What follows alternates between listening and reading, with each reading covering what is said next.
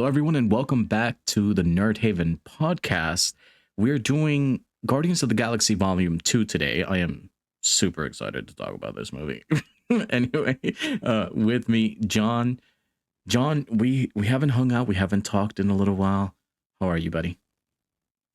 I am doing wonderful. I have been experiencing podcast withdrawal for sure, but I have used this time wisely. So I've been watching some of the Marvel shows in the meantime, and I definitely have plenty to say about those. But a few days ago, whenever you offered that you would be willing to do another podcast episode, about the proper MCU movies, while you're on your holiday or on your travels, I was definitely very excited because I definitely have a few things to say about this movie.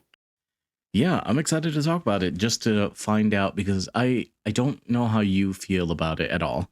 So it's going to be an interesting conversation. But just so that you guys know, I am on I guess you could say a holiday, but I'm visiting family and I am on a portable setup. So excuse the difference in audio, but I think we'll have fun and chat regardless. So, John, right out of the gate, I do not like this movie. I figured.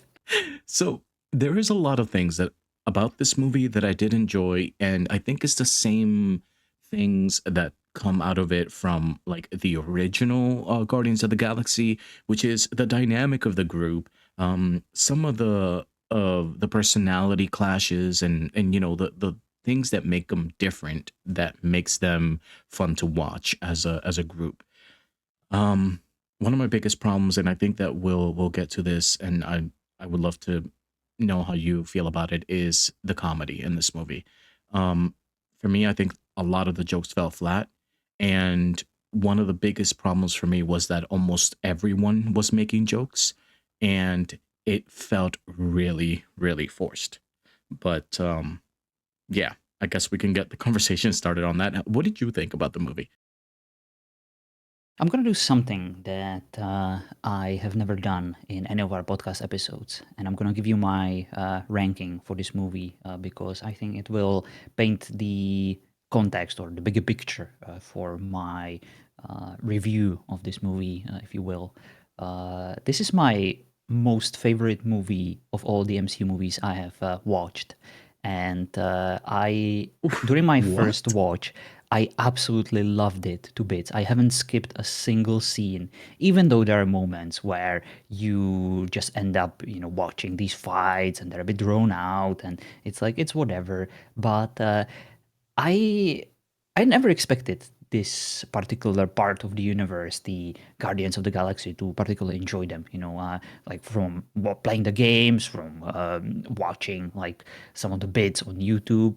This never really felt like something that would click with me. But the first one surprised me in a very positive way. It wasn't my totally super favorite, but just like with the first one, the characters and their dynamics together, they are the biggest selling point of this franchise to me. And I cannot even put into words how much I enjoyed every single main character in this movie, including the side ones. The story is very simple. The premise is basically nothing, But I already mentioned that there are certain tropes in these movies that I very much enjoy that elevate the franchise or the particular movie to astronomical heights. And I don't have this written, by the way. I'm just speaking out of pure, not even memory, but the experience of the feelings that I enjoyed while watching this movie. The We will get to it because it's the biggest reason why I actually enjoy this movie. But like overall, I loved it during my first watch. I was afraid that on my second rewatch, I wouldn't really enjoy it as much because I tend to usually gravitate towards serious stories, serious scenes, like whenever Frigga died. That's why the second Thor movie was my favorite, for the longest time because my goodness, I just enjoyed that scene so much that it made the entire movie for me almost. And with this one, the mixture of comedy and the mixture of wholesomeness and the amazing in character moments that some of these side characters and main characters had together, I just loved it and still do to this day. You know, I'm gonna say that I'm surprised, not because I'm not a huge fan of this movie. I don't think it's the worst Marvel movie by any means. But I'm surprised because I thought that that you would find it kind of cringy at times. Um, which is what happened to me a lot of times. Like for example, I think for me, almost any time somebody tried to make a joke about, I don't know, what was it, like a pear or a fruit or something like that, it only It's not worked ripe. once. And then they made it over and over and over again throughout the entire movie. And I'm like, it's not funny anymore. Like, just stop. um, and I felt actually like the jokes, some of the jokes were at the expense of some of the characters a lot of the time. And I don't mean in the sense like Drax is silly because of, how he doesn't necessarily fit in or how his culture is different. And that difference is what makes it funny. I meant as in there's times that it feels like they're dumbing down characters, or that they're changing the way characters interact just for the sake of a joke, and it really bothered me. I felt dumber watching this movie because I felt like I was being treated dumber. Like, I understand. And I can totally see your point. Don't get me wrong. I could totally imagine myself hating this movie for those very reasons that you just mentioned. But somehow, despite all the odds playing in the favor of me hating this movie, there are certain moments that actually turn this. You would describe it as a comedic movie, right? Perhaps even forcefully I comedic, think so. where just overall it's relying too much of its jokiness. But I've never actually, on both of my or both of my watches, I have never really seen this as a comedic movie. I saw it as a movie with a serious stakes at play, that had a few characters that had some very funny moments to me, and we'll get to them, Yeah. because to me this movie is so incredibly quotable, Oh, and definitely. I I am glad that we finally ran into a movie that we see just in a completely different Yeah, I light. think this is probably the most because that we have had some crossovers um where we agree on certain things, and I just it's weird because I I can't say that I had a horrible time watching this movie, right? Like I sat through it in the theaters, and by the time it was over, I just thought they missed the mark, but I don't think it's horrible. I just don't think it lived up to the quality of the first one.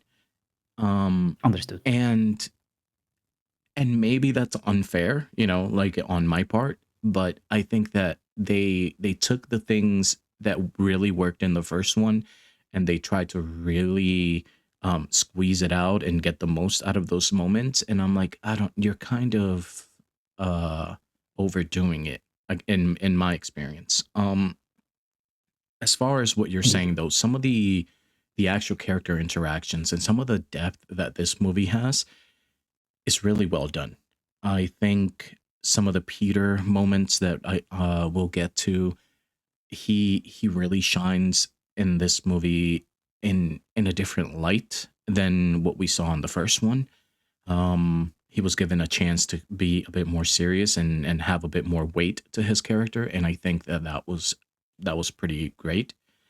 Um, and but yeah, and then there's other characters in this movie that we spend more time with than we did in the first one that I actually really appreciated. But um it's yeah, I don't know, it's not great for me. I understand. And this will by no means be the end of our friendship. I can Yeah, promise yeah. you that. Like, I fully see your reasons, and I absolutely welcome your opinion, no matter how wrong it is. I guess it's our Bucky moment, number two here, but we'll get through it. I will try to convince you of the validity of my point of view on this movie, because even though I definitely agree with you, there have been it's not a perfect movie by no means. Like, the for example, the ship, crash landing. They should have all died during that moment. And It was rough. y- yeah, I already mentioned, that like the arrow stuff is a bit over the top, and the same with like the raccoon and the bombs and the people just kind of flying up and down. It's like, it's whatever. But this kind of silliness I do expect in this franchise already, Right. because similar moments happened in the first one too, and there is definitely a big difference in terms of tone compared to like the Iron Man 3, and this movie. So I knew what I was getting into, and I think watching the first movie definitely helped me tune in to this one in the proper mood for it, and kind of immerse myself in a uh, suspension of disbelief for this franchise.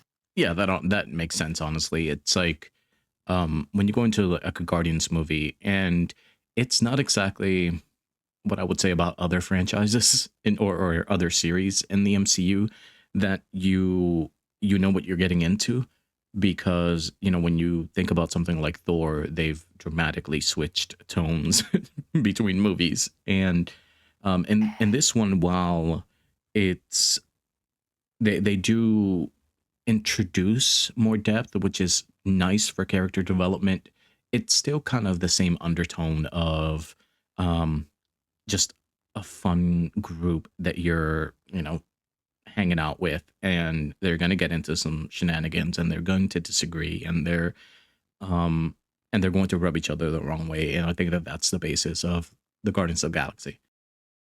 Indeed, indeed. And this franchise has been very surprising to me, and I very much appreciate the combination of certain stories transpire exactly the way I want them to. I'm always happy whenever I think of the perfect possible scenario, and when I can actually see it happen, like on the screen. And whenever I get also surprised by something even better, that I couldn't have even imagined, then that's like the perfect combination for me. And I this movie definitely delivered on this front for me. That's awesome. Even though you're wrong, I'm like really happy that you that you like this movie that much. Something about, just knowing that you get a lot of enjoyment out of this one movie, that like I don't necessarily get, but it's just kind of nice that the difference in opinions make you enjoy it more, which is, which happens a lot in some of these movies. Some people absolutely love these. Some people, love Captain Marvel, which we'll get into, and the and some others which are, I'm not sure if we expected something more, something more, or maybe like a step up in the production or in what we enjoyed, but you know to each their own, I guess, is what I'm trying to say. Indeed, indeed. And I've already alluded to this before, that second movies in like the franchise, no matter if it's the Iron Man, the Guardians of the Galaxy, or Captain America, Thor, I always tend to gravitate more towards the second ones, because the world has already been set, the Yeah. premise is kind of there, the world building is there. I know the characters, I know what I like, I know what to expect. And it definitely gives the second movies bonus points for me. And this movie benefits from it quite a lot, because from watching the first one, I loved the musical inclusion, the soundtrack, the perfect way of introducing, like, Oh yeah. I don't know, the title scene, whenever just everyone's fighting in the background, little Groot is just kind of dancing about. It's just so well done. Like, animation in this movie has been like completely on point. I haven't seen a single scene where like the camera was too shaky, where something was hidden because they didn't have budget for it, and like it was beautiful. Yeah. I loved like the graphical side of this movie was Yeah, amazing. I agree with the cinematography. I think it's so well done because they allow themselves to be colorful, and they're not afraid of still um being dark in tone in some moments, but the movie itself is vibrant and colorful, and the music is a character on its own, like we discussed in the first one. And it's so well done, but they don't have to like do this like post processing on the film to make it moody and dramatic. They let the story speak for itself, and I actually really respect that. Indeed, indeed. I think you described it much better than I ever could have. So speaking of the story, how did you feel about the general story of the plot of this movie? At first, I was kind of disappointed because the constant bickering between Quill and Rocket is just like, it's kind of cringe, just get over with it.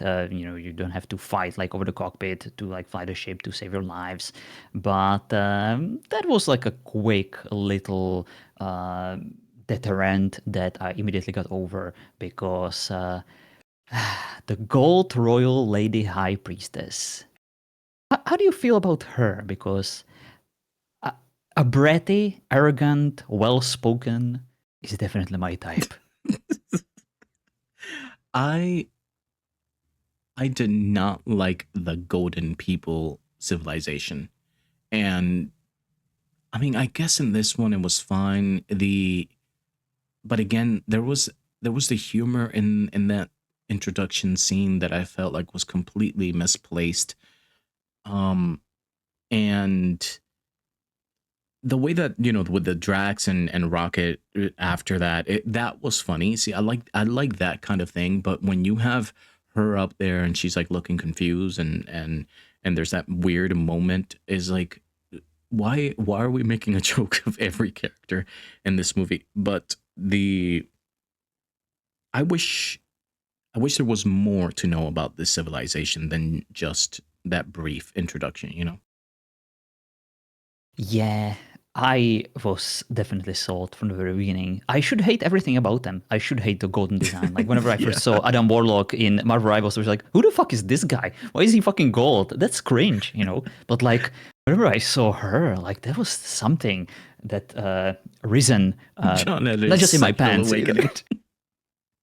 It just I don't know what is it with me and like these arrogant, dead inside ladies that have fucking gold makeup all over their face. But yeah, apparently that's my thing again. And just like during the first movie, these aliens are so well done, so colorful, so weird, so Yeah. imaginative, and I kind of love it. Same as my girl Nebula. She's back and she's freaking killing it. And like to kind of finish this little tantrum on the golden people, I know that they have a proper name, but I totally forgot about it. uh, when Rocket was like, they told me your people were conceited douchebags, but that's not true at all. Wink. I lost it. That was amazing. See, like that's the kind of thing that I expect, right? Um when they got, I forget what the whole interaction was, but she was up there and she was like confused and they were going like back and forth and it made her unserious. I thought that at that point I'm like, I don't know if that's what you should be doing with an antagonist civilization or character. Um you shouldn't make me think of them as silly, but it is what it is. As far as Yeah, the you didn't buy the joke. Yeah, I was totally hooked, lined, and as far as their sunk. design, I actually completely agree with you. I think the Guardians of the Galaxy series have a way of making these characters that should be ridiculous feel grounded and realistic in one way or another. It's so easy to look at some of these characters and think that they look cheesy or or that they just look unreal and kind of cosplay, but they work in the setting and then they work in the tone of the movie and you never really think about it. Yeah, cheese is the best perfect word because that's how this should feel to someone like me, who prefers his grounded Hmm. sci-fi, who wants to see Star Wars like full on genocide, just evil characters just killing each other off with lightsabers. I want to see blood. I want to see serious stories. I don't want to see fucking Jar Jar Binks. That's like the worst part of Star Wars. Yet somehow this movie just completely changes my opinion. I love the humor in this so much. Every time Batista, the Drax, Hmm. just says something and or laughs like with his freaking belly laugh completely inappropriately. Yes. It's hilarious to me how he describes how he met his wife, that was so dead inside. She didn't even tap her leg, when the most melodic song played. I was just like, oh my God, this is amazing. I think Drax is easily in this movie. I think I told you that I had a hard time kind of getting into the character in the first one. Um, by the end of that movie, I was sold on the character and the idea of it. But I think in this movie, Drax really was shining. I think almost all of his lines worked, and I wish that a lot of the unnecessary comedy wasn't done because I think it did dilute those moments for me. Gotcha. Let's talk about the snowy planet, Contraxia, I believe, filled with yellow robotic prostitute AI girlfriends, aka a place Yeah. John would happily call home. Or heaven, depending on how you want to call it. But if only it were real, because I would love to live out the rest of my days there. It has everything I want. I don't know if I would live the rest of my days there, but I might take a vacation. It even has a fucking Sylvester Stallone, and he's It did. great. Oh my Sylvester God. He Stallone sounds. is so underused, though I feel because of the fact that I feel he was so good. I think he came into the screen kind of like a cameo in a way, Mhm. and there wasn't a whole lot for his character to do overall, but it worked so well that I would watch an entire ass spin-off of him and his crew. Indeed, and we'll get more of him in the third one. Correct. But to me, he worked so well for this. I usually kind of hate it when popular characters like this, like super freaking megastars, show up in my favorite movies, and I feel like they kind of drag it down, and like this budget could have really gone somewhere else. But oh my God, he did so well in all the scenes. Yes, he only had a little of them, but he was great. He sounded just like Judge Dredd. You betrayed the Yes. code. Agreed. Oh my god, Judge Dredd. Did you see the remake? No. Oh, please watch it. So good as well. But Okay. anyway, yes. I loved him in that role, kind of like an official, and it really worked for sure. That was one of the biggest surprises to me about this franchise. The Junkers or the Ravagers, the freaking trash bags of the universe. Apparently, they're all good guys with extremely high morals. Yeah. And like, freaking Sylvester Stallone is guilt tripping Yondu. And like, you broke all our hearts. This gives us no pleasure, but we must exile you, because we don't do with like child kidnappings and stuff. It's Yeah. amazing. I loved it so much. It was everything I wanted from that scene and more. It's such a crazy way to think about that because you can turn around and just easily say they're pirates. but, but Yeah, it's like they completely flipped it on its head, the entire concept, and it's good. absolutely. And we see some horrible stuff from them too later, but like not Oh all yeah. of them. Like in general, it's amazing. I loved everything about them. Like the world building, again, I must praise it like so many times because Agreed. these Ravagers have everything I should hate about them.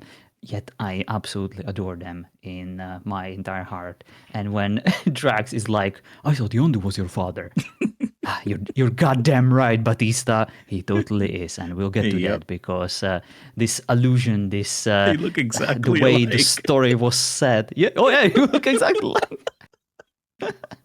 It's such a good line. Oh, it's amazing, and I'm not gonna bother you with screenshots, but I literally took screenshots of Batista laughing at the screen with his tongue out, and it's like Oh it's yeah, it's such the a best. goofy. That gut wrenching laugh when he like just Oh leans my back and God. just laughs out loud. Yeah.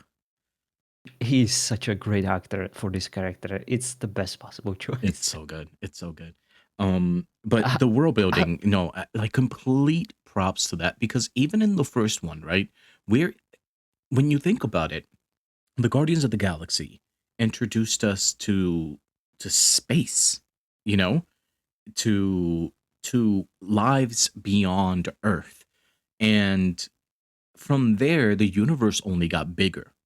But they did it in such a way that you didn't question it. It like we were just dropped into this place and dropped into a whole thing that now we know there's thousands of civilizations and colonies and planets and galaxies, and they're all a space ride a ship ride away, and you never really feel like it's empty, like the world feels full, the world feels lived in, and it feels real. And I appreciate Marvel for being able to pull that off. Absolutely, absolutely. How did you feel about Mantis? Because this was the first time I actually saw her, on the in the cinematic universe. I was only familiar with her from, the The game, games yeah. that I usually reference. So, was she done well, or did you find her to be like one of the many reasons why you dislike this movie? So Mantis is a character that I also wasn't fully aware of from comics, because I never read any of the Guardians of the Galaxy comics. I was introduced to them via the movies, kind of like you were, or anybody else. But the Mantis character, I really liked the way they introduced her, because they didn't exactly introduce her as a very high stake character, but it slowly built up to that. And I honestly think that the way that she interacted with some of our main characters was, pretty wholesome and very interesting, with some of the things that she did, or that she confessed for Quill and things like that, and it was hilarious.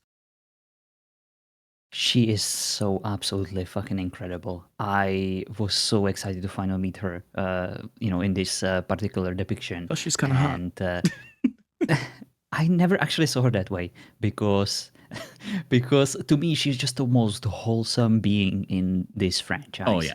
and she does it so well. Like whenever she's demonstrating her empathic abilities and like Batista loses his shit, that is just so incredible. Like you must be so embarrassed. Yeah. It's amazing. She's It's just so cute, and the way Drax treats her, it's just when you're ugly and someone loves you, you know they love you for who you are. Beautiful people never know who to trust.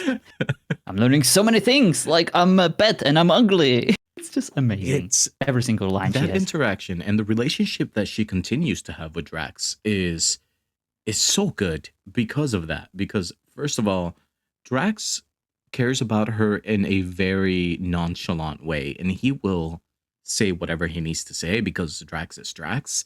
And they are complete opposite characters that just kind of get along, I guess. But I mean, I wouldn't say complete opposite, because Drax is very caring in his own way and family oriented, but the the fact that she is so wholesome and so innocent, um and just, I don't know, she looks like somebody that you can never see do wrong, and it puts a lot of depth instantly to her character. The way Drax is so dismissive about her, the way we absolutely see this chemistry between them, Hmm. and he's like, "No, you're ugly." I almost puked just thinking about Yeah. us being close together. It just reminds me of you treating like these innocent women who are just like, "Oh wow, who's this Latino hot guy, with a cool voice? I totally want to get on his good side." And you're like, "Oh, nice try, you little birdie." But unfortunately, this guy loves himself more than any woman Oh can. my god. And that's actually one of the many references I have towards you in this movie. There is at least another one that I will get into. But yeah, just this dynamic between them is just so it's incredible and source of so many laughs to It's me. definitely great, and I think it's one of the ones that I actually didn't dislike in this movie. Most of that humor that was done through Mantis and through Drax. A lot of the problems that I had were pretty much with Nebula, um, in in some of the ways that they were using her, not exactly her character. Um, I just felt like they she was more the butt of a joke than the making a joke, you know? I will get to defend my wonderful, wonderful girl, Nabila. But first, I have one last quote about Mantis. I'm sorry, but I like a woman with some meat on her bones. I tried to let you down easily by telling you I find you disgusting. That was just such an M9 thing to say to a woman. Even the thickness part, it's just so perfect. And the way he starts gagging afterwards, just imagining them both. That's, incredible. Oh my god. I tried to let you down easily, he said. It's such an RP thing to say. Yeah, for Like, sure. Drax is written by someone who RPs a lot, I feel like. It's amazing. But to get us back on track, I love Nebula. She is just so intense and so vengeful, but she's not a monster. She was turned into one by Thanos, and Thanos is the one she wants to have her vengeance against. And like her scene where Gamora is and Quill, were just talking, and she's just kind of outside chilling, killing flowers with her sword, and suddenly a fucking ship starts shooting at her from distance. That reminded me of every time both of us played No Man's Sky together, and I just decided to randomly sabotage like our base or people I saw on the planet because I got bored, and started psychopathically shooting your asses from down, Yep. from up there. I adore her. She is so broken, and she is just a contortionist robot thingy with black eyes and black soul. Yet you feel for her. You understand the pain she went through, and you were the one who wanted to win, and I just wanted a sister. You were all I had. All the torture that Nebula had to endure was Uh-huh. because of Gamora, And even though Thanos did it, it was just heartbreaking. And I just felt so close to her during those moments. Again, it's just one of those weird robotic characters that are just kind of crazy and killing everything and just supposed to be a bad guy. But they really wrote her so well, in my opinion. Yeah, I think a lot of the character stuff worked really well. Especially with Gamora. Like I mean with Nebula, like what you're saying. The the the problems that I had with Nebula were strictly based on comedy and timing and just not finding them funny. I I You thought really hated that fruit scene, didn't you? yeah, every time that it came up just kind of took me out, to be honest. It's not ripe. But the the actual character stories, the actual character backstories, they're done really well. They make you feel for this character that we up to now haven't exactly gotten a lot to know of. We know her superficially, and we get to meet her more as a person now. But the whole torture and the whole like sister thing, I think works so well with them because of what you said. Like they were kind of driven apart by competitiveness, and it's kind of sad. And I like how this movie, even though it's so far removed from what's happening in the galaxy, uh, it still finds a way to pitch Thanos as this cruel, just dictator overlord, that was just mistreating his loved ones so much. Hmm. And it really sold him as this freaking cruel guy. Yeah, yeah, agreed. So what else you got? I I would like to once again praise the casting in this movie because we we had a quick glance at my boy Chips from Sons of Anarchy, the Irish motorbiker, one of the gang members. He also was in Gladiator. He has those scars around his cheeks, on his face, and very Scottish, I believe, or Irish accent. I don't quite know where he's from, but yeah, very recognizable face. And of course, my man Kirk is back. He's amazing. I adore him in everything where he is because ever since Gilmore Girls, I just love the actor so much.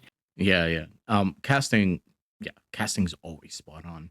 Um, Even thinking outside of this movie, I I don't know if I've ever really had a problem with any casting in the MCU, any problems I've had with characters were basically script related or performance related. But you know, I guess we'll get to that whenever we come across some of them. But the casting, some of the cameos, some of the even characters that are sideline or just kind of in for a scene, everything works so well. Indeed, indeed. And it's kind of crazy because this is essentially where I would like to discuss the main meat and potatoes of this movie, which is, of course, Peter and his dad, Yeah. and of course, Yondu afterwards. But how do you feel about the celestial aspect of this movie? The fact that it's a very famous actor, I believe, the one who plays Peter's actual father, right? Yeah. Something Russell? Kurt Russell. Kurt Russell. Okay, okay. Yeah, very recognizable name. I of course knew him from somewhere, but I couldn't quite put a finger on it. How did you feel about his performance? So I thought his performance was good.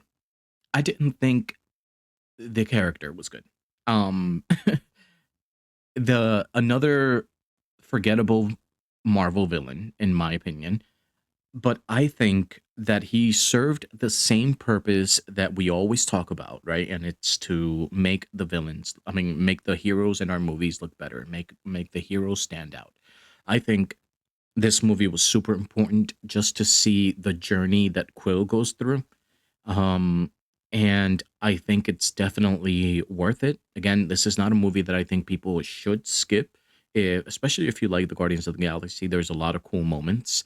Um, I think he didn't feel as much of a threat as perhaps they wanted him to feel, especially being a god of sorts. Um, but what Peter actually goes through and his character development, I think it was well worth it. I, in general, have some complaints about him and his inclusion, but it kind of stems from the fact that the MCU is once again trying to just always introduce a bigger threat than the one we saw Correct. before. And there have already been like a few references towards the Celestials, so that's fine. They can be extremely powerful. But like in a galaxy, in a universe where you have right now we only are dealing with Infinity Stones, but they should be something that either predates the Celestials or something related to the Celestials. But this is unfortunately a very common Marvel trope where just the next big threat always kind of makes the previous one a complete joke, meme, laughable moment that is just stuck in a drawer with other nonsensical props, because time people fucking decide that time is now the most important concept and a god of everything until Doctor Doom comes and blah, blah, blah, blah, blah. Yeah, I hate that about. I'm kind of jumping over a lot of the movies, a lot of the scenes, but this is just yet another example. Hey, right now let's ignore the Infinity Stones as the most powerful freaking objects in the universe, and let's introduce, the Celestials who can just destroy the entire universe, by just planting flowers of their seeds into planets. And that wasn't my favorite part, Yeah. but if I can get over that and focus on what I actually liked, I kind of bought his relationship with Quill and how he tried to tempt him to join him. And when he was actually being good to him, when he wasn't really pushing the agenda that he obviously had, I really liked the fact that Gamora was kind of pushing him, to be here. Everyone else was just like, yeah, go with him. Yeah, let's discuss it. And he was just like, I maybe don't want to, I want to be cautious. But then he was like all in, hey, it's my dad. And he knows stuff about my mom. And it made sense. Like, I liked choices that these characters made. And I liked the time that they spent on the planet and the tastefully done romance between Gamora and Quill. I thought was beautifully done. There was no need for a kiss or for like a freaking banging scene or anything like that. They just kind of danced and it was sweet, and that's all we needed. Yeah, I completely agree. I think that Marvel does have the tendency to do that. It almost feels like it's a Mortal Kombat tournament and it only gets harder the more you go. Um, Yeah. but it does kind of dismiss the threats from earlier before, which is a little hypocritical for me to say, especially since I always talk about how I prefer some of the more grounded villains, but um they you can they need to get bigger, or else these ensembles, or these, the the more populations, the more heroes that we meet, they become irrelevant. So like the more heroes that we get and that we meet, the stronger the villains that we need to face them. And it makes sense in that aspect. But as far as the celestial, I bought it. I bought the story. I bought the reasoning, and I bought his need to try to convince um Peter to join his side. I thought that it was He some needed he him. needed him. Yeah, it was definitely a selfish thing, and a convenient thing. But in a way, it was also like just eh, like Yeah. okay, When he was just like, "Hey, I put a tumor in your mother's head. Will you love me still?" It's like that was a bit. Eh. yeah, yeah. But then I think I don't like, without getting too far ahead, the this being the first step in Peter's emotional journey in all of the things that he's lost in his life. It almost, there's actions that he takes later on that piss people off, but it makes you understand it. I guess the only saving grace or the redeemable moment that I found kind of hilarious was when Peter's dad turned into David Hasselhoff. I understood that reference and I thought it was Oh yeah, hilarious. that was funny as fuck.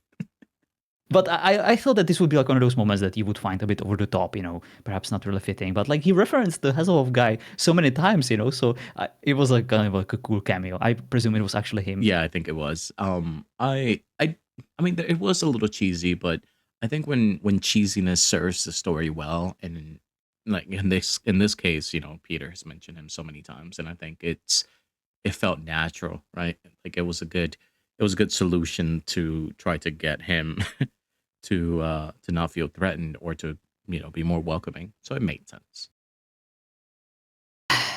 All right, I think it's finally time. I think the scene is set for me to talk about my favorite character in the entire MCU universe right now, which is the one and only Blue Man himself, Mr. Yondu. Mr. Because Yondu.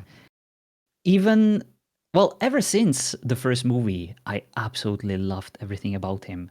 The way he got betrayed at the end of the movie by Quill, and he was not angry, he was not vindictive, he was not vengeful, he was proud. I knew there was something going on. I knew that they were cooking and I was ready. I had my freaking excitement turned to 100% to see where this is going because this movie, he was treated like a piece of dirt. He was guilt tripped. He was just like, you had a chance, Yondu, but you didn't do the right thing. But there is still hope for you to do what you need to do what is right for your boy Quill. And I would like to start with a longer quote, but I think it perfectly sums up this character as a whole, if I may. You can fool yourself and everyone else, but you cannot fool me. I know who you are. I know everything about you. I know you play like you're the meanest and the hardest, but actually, you're the most scared of them all. I know you steal batteries you don't need. I know you push away anyone who's willing to put up with you, because just a little bit of love reminds you of how big and empty that hole inside of you actually is. I know the scientists who made you never gave a rat's ass about you. Just like my own damn parents who sold me, a little boy be, into slavery. I know who you are, boy, because you're just like me. I was just screaming at the screen, just, Yeah. yeah, my man Yondu, I get it. I get why you're acting this way. I get who you are. And what you said to this stupid rat made total sense. And I just, as if I couldn't love the character even further. It was just amazing. I love Yondu. Yondu as a character was a surprise for me. I I liked him in the first movie.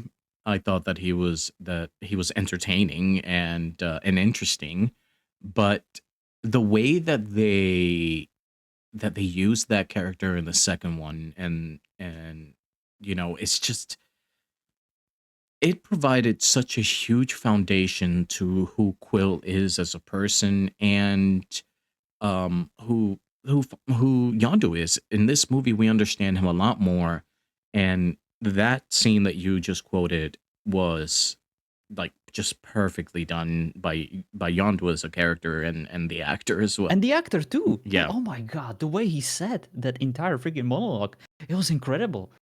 yeah, it definitely elevated Yondu as a character for me. Yeah, just like when Mantis was like, "The crabby puppy is so cute, it makes me wanna die." Yeah. Yondu made me wanna die because this freaking monologue was amazing, and it only went uphill from there. And I'm not just talking about I'm Mary Poppins, yo. That was kind of sweet. That was cool. I get it. I know Mary Poppins, and I could totally see someone be like, "Yeah, the movie's trying too hard. It's trying to be funny. It's not funny." But even though the final fight was a bit too long and at times boring and kind of uneventful, and the Groot stuff was like, whatever. Mhm. You should have killed my mom and squished my Walkman. It was so hilarious. Uh, but I I think there is nothing else that I need to say besides the main reason why I actually love this movie so much. And I think it can only be summed up by this particular line, which goes as follows: He may have been your father, boy, but he wasn't your daddy. Indeed.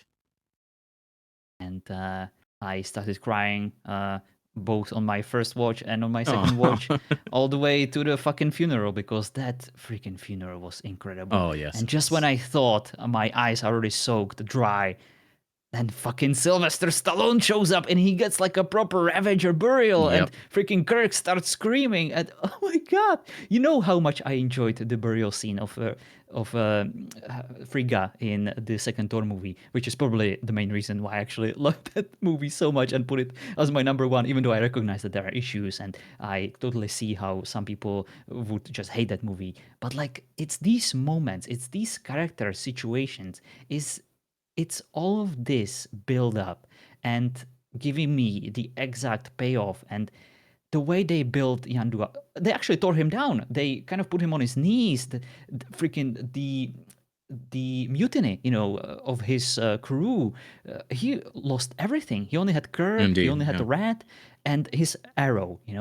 But he, at the end of the day, did the right thing. He knew that there is more to him and Quill than just these random people in the universe. He actually was his father figure, like full on. And the way this movie played it out, it was beautiful. I This is my favorite trope probably in the whole cinema. And I mentioned this, during the Ant-Man movie. It's one of the reasons why I love it so much, because I love shitty dads who just do the right thing. Right. And even though it's probably their last thing, on this universe, they do sacrifice everything so that their children can thrive. And this was a beautiful character moment for Quill, and the way this movie gave Yondu this much deserved send off was just incredible in every single aspect. Yeah, I I agree. couldn't write it differently or better That myself. entire sequence was amazing and very heartwarming. I think it's something that you just mentioned with Yondu and him being a father figure. I think it's really interesting how you you're a pirate of sorts, a smuggler, and you are technically doing the best you can for this kid, and then the opposite side of that coin is a celestial that can do anything and doesn't. And that is such a powerful thing when you think about being able to be a father to someone. um just trying goes much further than being able. Yeah, and you don't have to be blood to be family. Hmm. Like, it's what you do, not who you are, what counts. Indeed. Beautiful, beautiful message, just beautiful end to this movie. When I say I cry, I actually do. Like, I'm not speaking like in over the top terms. These scenes actually do make me just cry like a Oh baby. no, I get it. I'm a It, movie crier myself. Yeah. Um, And it's happy tears, it's the sweet sorrow yeah, moments that I enjoy while watching these movies. Sometimes I just cry laughing, or just, oh my God, this is uncomfortable to watch, it actually makes me sad. But this is the most beautiful cry that I can describe.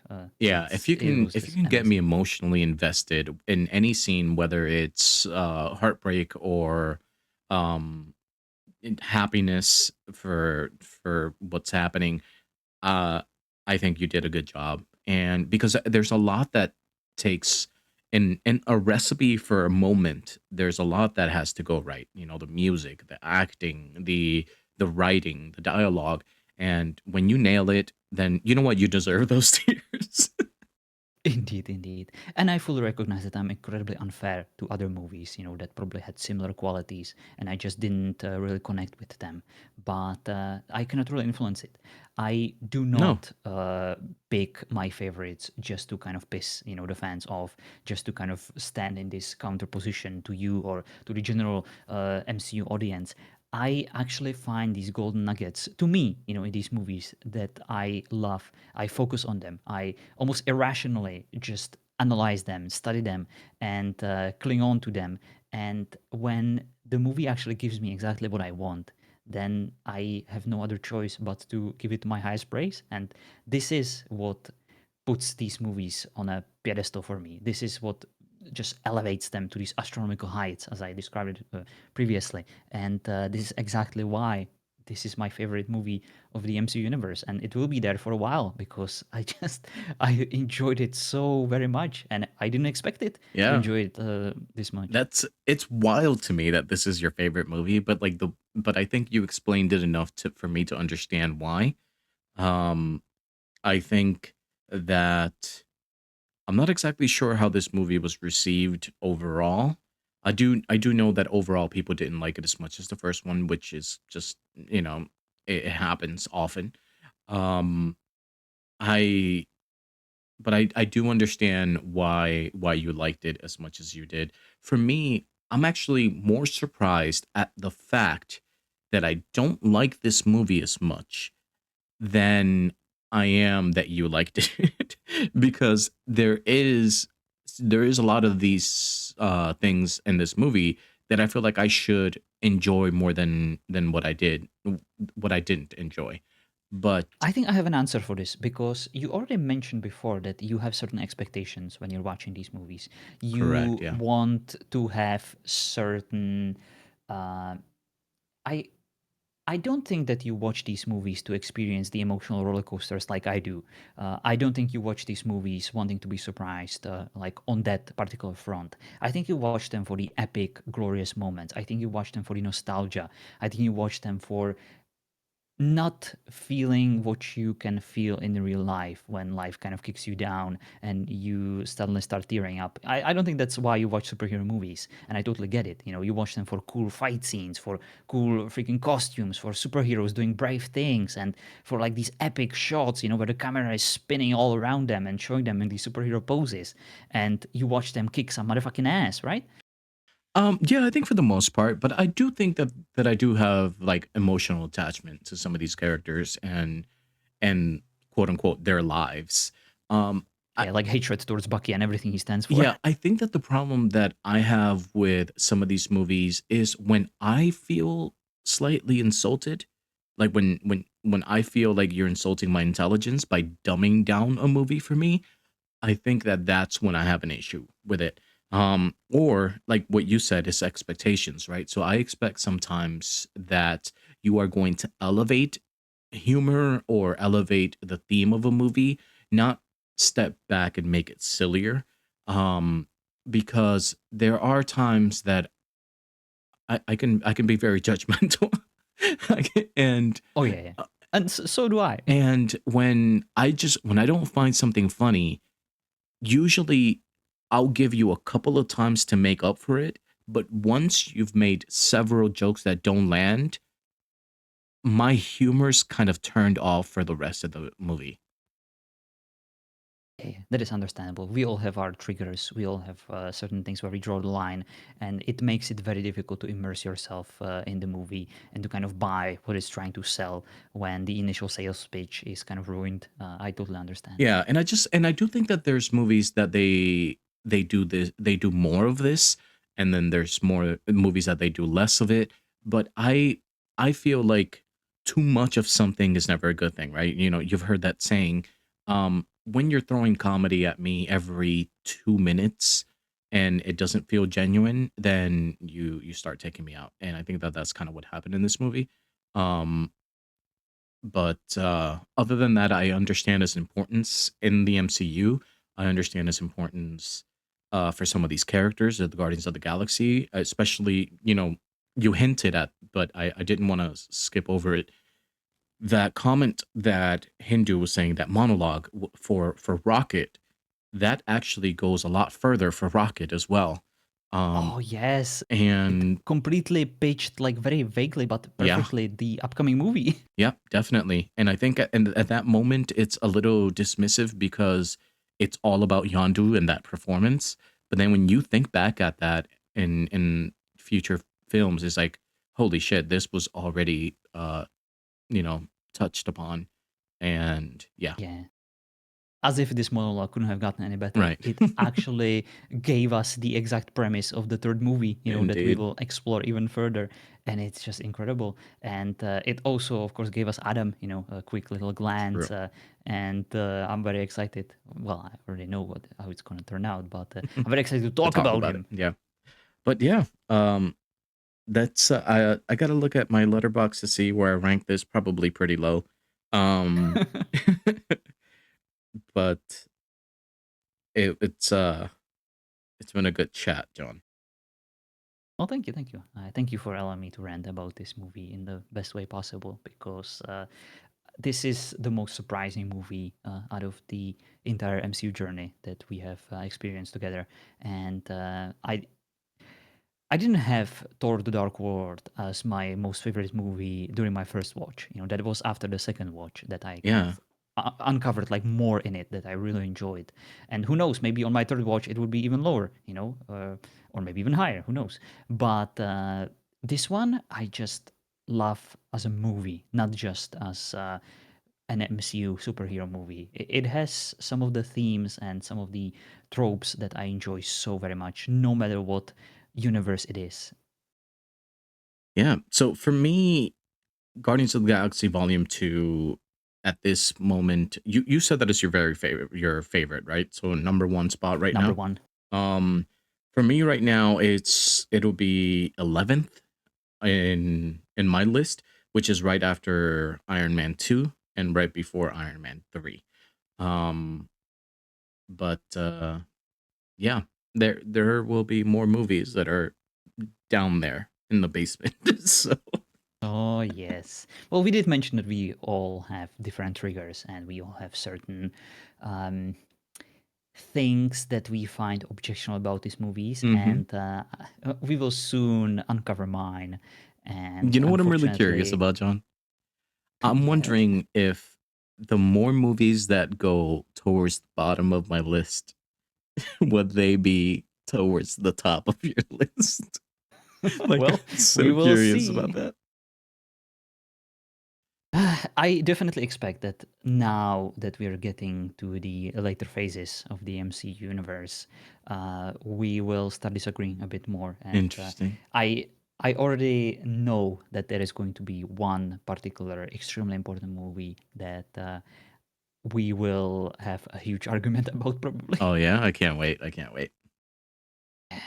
But I am glad that this one, even though we stand on very opposite ends of the enjoyment line, we still understood where we're coming from and kind of recognized each other's perspectives and some value in it. Have there, and you can tell me, have there been any shows up to now that have been a thing? Shows that have been a Like thing, the like Marvel shows, have they already ah, been in the timeline or no? Because I don't know when they come in, if I'm being honest. Yes, I believe Daredevil season 1 starts exactly after Avengers because it references the events that transpired in New York and everything kind of changing, and suddenly there are superheroes popping up in some of these shows and these enhanced people. So it does kind of follow Yeah, but what Daredevil where we wasn't currently like are. super included in the MCU.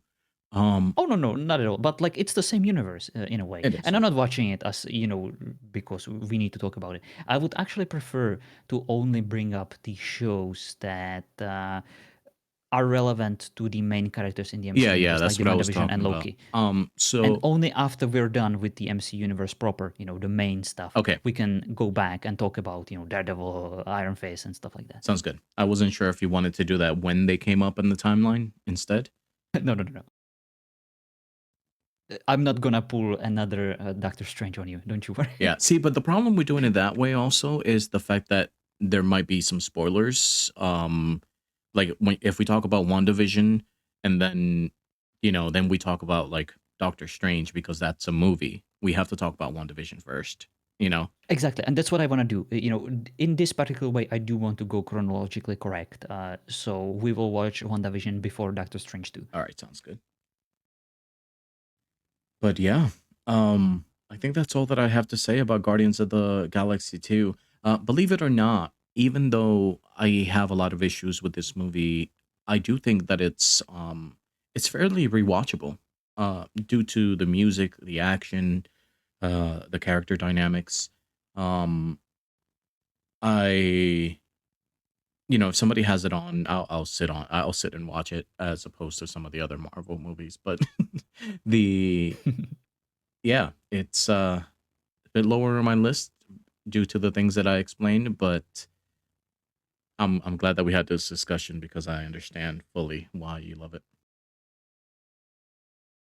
Thank you. I do appreciate your kind approval, even though you are thinking to yourself, "Oh my god, that fucking idiot! He's so wrong." I shouldn't be surprised by now. the, That I'm wrong and I'm fucking the idiot. fact that you take my list and you sort it in descending way. Listen, I don't do this on purpose. I swear on everything that is holy to me. I, I I know, am I know. genuinely giving you my raw reactions, regardless of what the proper answer is. No, I I have know never because looked up you like any wouldn't be ratings able before these movies. to you wouldn't be able to justify or explain if that's what you did. If you were doing it just for rage baiting, I think every single movie that we've discussed, you've explained yourself perfectly well why you enjoy it or why you don't enjoy it, even if you're And, wrong. and and I genuinely give you the rating as the last part of my analysis.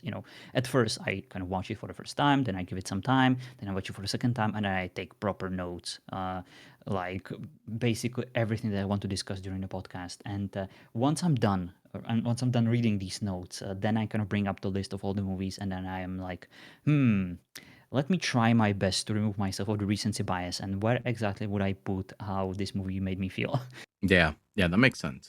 It's interesting and smart that you're doing it that way, because recency But it's bias basically is a impossible. huge thing.